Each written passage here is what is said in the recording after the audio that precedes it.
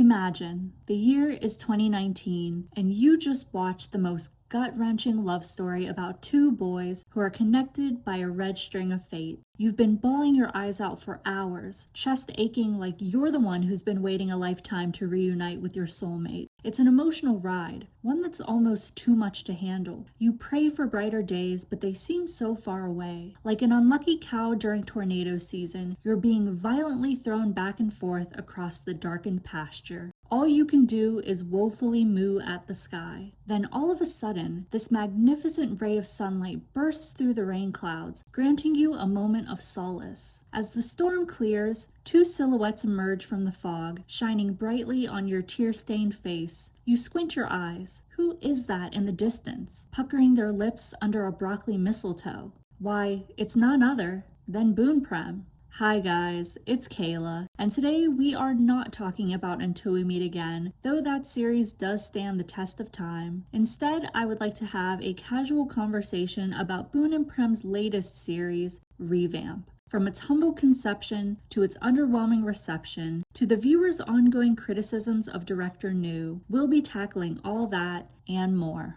To begin, a few disclaimers. Although Revamp did receive an onslaught of negative criticism, that criticism does not necessarily mean that the series is bad or that the cast didn't perform well. As we know, art is subjective, and when it comes to Revamp, I do think there's plenty of good sprinkled in between the flaws that I'll be pointing out. As for the actors, I think they did what they could with the material they were given. None of the criticism really sits with them. I also want to urge everyone to not harass director New. He's already heard the criticisms. We'll take a look at his responses later, but at this point, there's no need to continue the dogpile, so don't. Now that that's out of the way, let's talk about Boon Prem's long-awaited vampire BL. Before we get into the controversy surrounding Revamp and the director in question, I want to give you guys a brief rundown on the origins of this series. Though the majority of BL series are adapted from popular novels, there are exceptions every now and then. Revamp happens to be one of those exceptions. The story was created by Boon himself as a way to fulfill his dream of playing a vampire. He and Prem worked closely with screenwriters to turn his vision into a reality. In the beginning, it was titled The Vampire Project and was set to go into production under Studio Wabi Sabi. The company released their official trailer on November 23, 2023 as part of the Wabi Sabi Next Page lineup.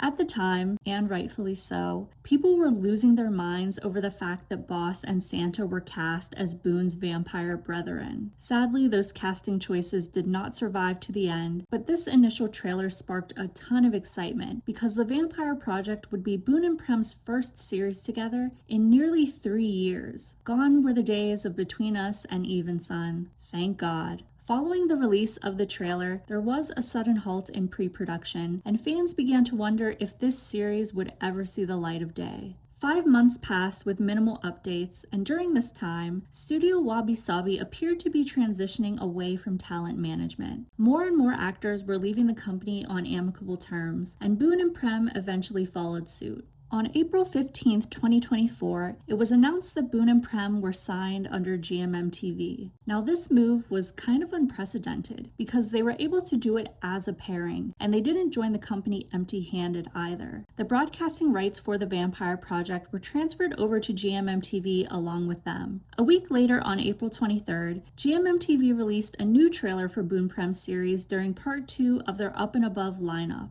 The title had officially been changed to Revamp the Undead Story, and as I alluded to before, there were some cast changes. Though there was no official release date, Revamp's appearance in the lineup was confirmation that the series would go into production. This marked a new era for Boon Prem in more ways than one. They were now under a big company, they were able to keep working together, and Boon's passion project was finally coming to fruition. Fast forward to August 5th, 2025, when GMM-TV released the official pilot trailer for Revamp the Undead Story. Finally, we could let out that breath that we'd been holding since 2023 because Boon and Prem were so back. Unfortunately, there was one glaring difference between this final trailer and the two that had come before it. Once again, there were some cast changes. That was to be expected. However, one change that people weren't expecting was the tone of the series. This final trailer was far more comedic and campy than the previous ones, and it threw a lot of people off. The previous trailers had built up this expectation that Revamp would be a dark, serious drama, and all of a sudden, there were body gags and sound effects.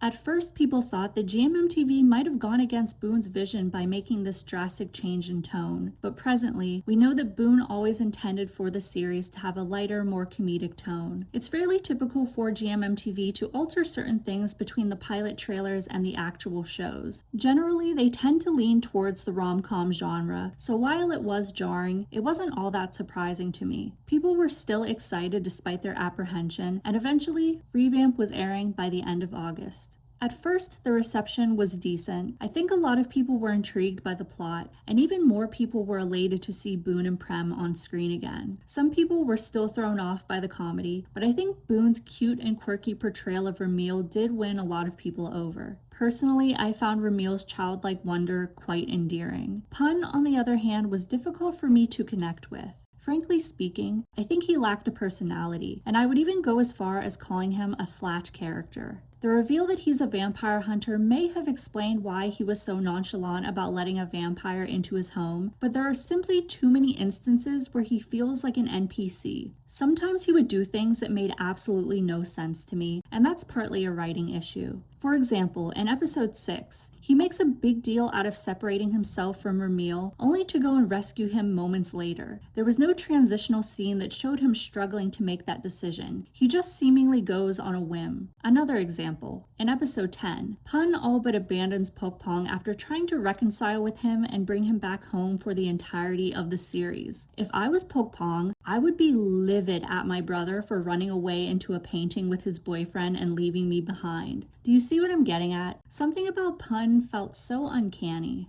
There were several complaints about the storytelling in Revamp. I can only speak to the things that stuck out to me. I don't know if anyone else feels this way, but the inconsistent lore was a huge issue for me. It felt like the story took place in a world that wasn't fully fleshed out. The painting is a good example. It's incorporated throughout the series in a way that seems too convenient. This is especially evident in episode 6 onwards. We were made to assume that this painting could not be easily re-entered. After all, Ramil was imprisoned in it for centuries, but now he and Pun are escaping into it. So if that was a viable option all along, then why didn't they hide in the painting earlier? And then the finale concludes with them saying their goodbyes before going to live in the painting forever. Why did they make it seem like such a permanent decision if they can go in and out of the painting whenever they want? And why wouldn't Pun bring Pokpong into the painting so he doesn't grow old and die while he lives forever? Maybe I'm overthinking it, but I truly don't understand. Something else I had trouble wrapping my head around were Pun's dreams. In episode 9, we see Ramil infiltrate Pun's dreams as a way to find Feratu and confirm that he is in fact the one who murdered the children at the orphanage. For some reason, we suddenly find ourselves in an eternal sunshine of the spotless mind situation where Ramil is sifting through Pun's memories and altering them to block out his trauma, which is something he can apparently do now. Then he proceeds to confront Feratu inside Pun's memory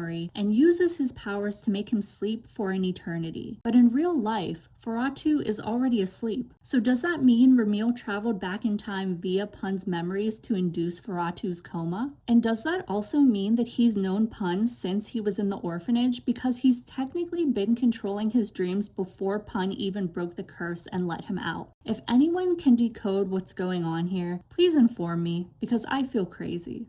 Many people have been critical of the editing as well. I've often seen it described as choppy and rushed, and some viewers have pointed out multiple continuity errors. The most glaring example is at the beginning of episode 8 when Ramil is banishing Feratu from Greenmoor. In some shots, Feratu appears to be wearing a scarf. In other shots, the scarf is nowhere to be seen. Additionally, Methas's shirt changes from a white button-down to a black peasant top. If you go on iQIYI right now and click on episode 8, that scene has actually been altered. So I believe the production team noticed the error and went back to fix it. They still left the scarf in the wide shot though. Were there any other continuity errors you guys noticed? All these factors I've mentioned, from the limited characterization to the sporadic storytelling to the continuity errors, contributed to the negative reception that Revamp received. Viewers were left with the feeling that little to no care had been put into the series. Some of these issues may seem minuscule, but they matter, especially when the company that's producing the series has the resources to ensure the final product is ready to air. In my opinion, Revamp was yet another victim of GMMTV's never-ending assembly line of BLs. This quantity over quality business model is not boding well for the future of the company or the industry as a whole. In simplest terms, it's not sustainable.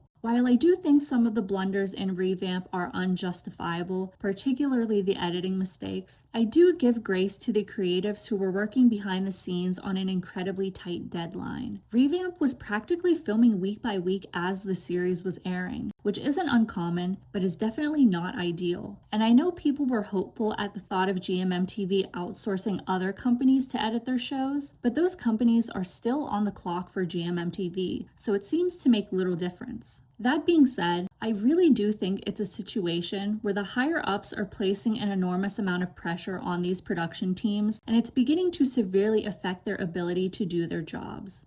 Of course, when people have thoughts on a series, whether positive or negative, they'll flock to social media to share their opinions with others. This is where the online criticism of Revamp's director New comes in. Before we go off on this tangent, let me give you some background information on New's previous contributions to the industry. This guy has been in the game for a long time. He started his film career back in 2014 as the editor for Lovesick the series, which is widely recognized as the first Thai BL. Over the years, he's expanded to roles such as producer, screenwriter, and most notably, director. He's witnessed the industry evolve firsthand, and he was one of the first directors in this space that had an active social media presence. In the past, he was very well respected by everyone, including the fans. However, the fans' perception of him has changed significantly over the last 2 years. There are many reasons for this change, the simplest being that people don't like his directing. You see, New has a distinct style. I would describe it as tame, melancholy, and reminiscent of 2018.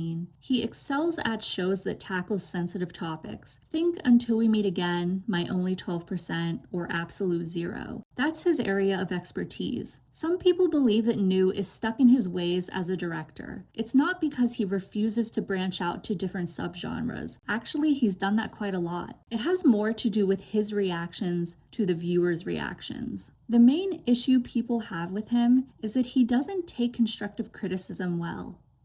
At all. He seems to view it as a personal attack on his character and his abilities as a director. And let's get one thing clear, sometimes it is. The sentiment that no one wants that director to direct their fave's show has become rampant. In fact, it's become a meme. And I'll admit, I do find it funny to some extent. But as usual, people take it a step too far. The resentment towards New is seething, and I personally believe some of it stems from his past statements about intimacy in BL that have been interpreted as promoting purity culture. Ever since then, the tides have slowly been turning against him. One thing New has been doing lately that I really dislike is subtweeting people. That means he's actively seeking out people who have criticisms of his shows and indirectly responding to them in Twitter rants. These are often people who never tagged him or mentioned his name. I would assume he's manually typing certain keywords into the search bar to see what people are saying about his shows, and as a result, his For You tab is feeding him tweets that are criticizing him. It's a very unhealthy cycle, one that's definitely harmful to his mental health. You know, there are a couple behind-the-scenes figures that I think would benefit greatly from staying behind the scenes, and New is one of them. The combination of hate and constructive criticism is obviously getting to him, and I do worry about him on a human level. No one is designed to receive this much vitriol. I understand why he lashes out. Feeling like you can't do anything right is extremely frustrating. However, and this is a big however, people also have the right to critique your creative work. You put it out into the universe for people to consume, and you have to be prepared for opinions, perspectives, and interpretations that differ from your own. That's the whole point of art.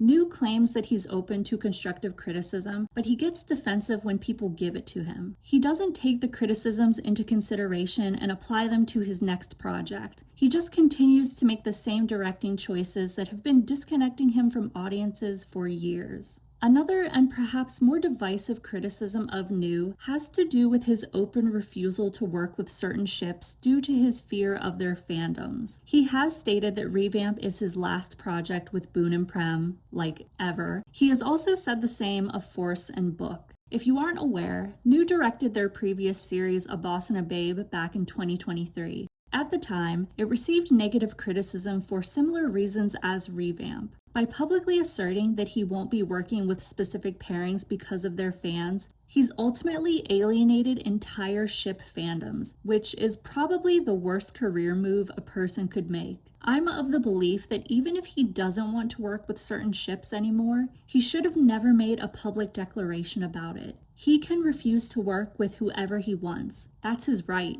But he's only exacerbating the pre-existing issues that people had with him by stating it out loud. I want to conclude this segment about New with two observations. The first one has to do with the notion of shouldering the blame. When a series is poorly received, who do you point your finger at? The director? The screenwriter? The editor? The actors? Revamp was not a one-man show. There was a whole production team converging on this project. But for some reason, New has been the target of blame. I have to assume it's because he's so reactionary online, with the constant clapbacks and snide comments. No one on the team has been as vocal as him, and this proves that once again, his social media presence has been detrimental to his reputation. The second observation has to do with a certain narrative that I've seen circulating online. Anytime New receives criticism for his work, there always seems to be this slew of people claiming that it's only international fans who are complaining. To me, this take is immensely xenophobic, not to mention a blatant lie. Historically, the Thai fanbase has had the same criticisms of New. Just one search and you'll see that. In particular, the term Western fans has been used, and I find it telling that it's Western fans who are being characterized as more aggressive. Talk about stereotyping. When it's all said and done, Revamp didn't live up to the expectations of Boone Prem's fans or the general viewing audience. Nonetheless, it did quite well when ranked alongside the shows that were simultaneously airing. The first two episodes struggled a bit, but once episode 3 came around, Revamp was receiving consistent engagement, with the numbers reaching over 1 million. I would not call this series a flop by any means, but comparatively speaking, it is interesting that 1 million is no longer an astrologically large number in terms of engagement. Revamp was going against some strong contenders, one being Chemjira, which swept the competition from August to October. Let's just say, the timing was inopportune. It feels cold and overly analytical to judge a series by its engagement, but as I've discussed in a separate video, it's a necessary evil. The GMMTV CEO himself has said that optimizing engagement is their main focus. What I always find upsetting is when the actors blame themselves for the lack of engagement their series receives. We saw this with Mark and Ohm and their series Sweet Tooth Good Dentist. Often the actors will wonder if they did enough. What could we have done differently? That's the unanswerable question. When it comes to Revamp, I wonder if people's expectations were simply too high. After all, we waited years for this series, for Boone and Prem's return to BL. You can't help but want things to be perfect for them. And while Revamp is far from perfect, it still has some redeeming qualities. One aspect I found amusement in was the relationship dynamic between Methas, Mekin, and Kiar. They all had these distinct worldviews that aligned flawlessly with their pre-vampire lives. Methas's origins as a prince instilled with him the stability of a leader and an unwavering loyalty to his brethren. Mekin's origins as an army medic who slaughters his family in a vampiristic trance drove him towards his new life as a doctor who refuses to use his abilities out of guilt. And Kiar's origins as a trafficked orphan are at the very root of his jaded, spiteful viewpoint on the human race and their atrocities against mankind. I love the premise of these characters. I only wish we saw more of their backstories. It would have deepened the audience's sympathy for them to have visual depictions of the characters' struggles and their transitions into immortal life. Another aspect of this series I enjoyed was the forbidden nature of Pun's attraction to Ramil. Imagine you're tasked with assassinating someone, but you fall in love with them instead. That is so tea. And again, I wish we would have seen a deeper glimpse into Pun's mind and the internal battle he's fighting against his better judgment. Overall, I feel like they had a solid foundation for a story, but the production itself was executed on such a time crunch that it resulted in the story being seriously compromised. So after all this talk of vampires, flops, and new Sea-Watch, what is the takeaway? I'm sure you've heard the phrase, it's not what you say, it's how you say it. I think that applies rather well to this situation. There is a massive difference between sending someone hate comments about them as an individual and sharing your thoughts and frustrations about their creative work. It's clear that New is comfortable with his current directing style and doesn't feel the need to switch things up according to what anyone on the internet says. Honestly, more power to him. You can't please everyone, and you shouldn't try to either, because you'll just end up miserable. Genuinely, I think logging off would help him to focus better on his future projects. That, and not taking on so many projects at once. There is another key takeaway here, and that's to refrain from talking down on others for liking a series that you thought was bad. Did I like Revamp? No, but if you did, get behind me. I will protect you from the BL police. At the end of the day, it's all a matter of personal preference and the hope that your faves will get the recognition they deserve. Thank you to the moon and back for watching, and thank you for sticking out another year with me. 2025 was a rough one, physically, mentally, spiritually, and financially, but hey, I'm still kicking. I would love to hear all your thoughts on Revamp the Undead Story and the controversy surrounding it, so don't forget to leave a comment. Did the series live up to your expectations? Was this the Boon Prem comeback you were anticipating? Mixed feelings aside, I think we can all agree that it's nice to see these two back on screen together. But that's it for today's video. Thank you again for watching, and I will see you all in 2026. Bye!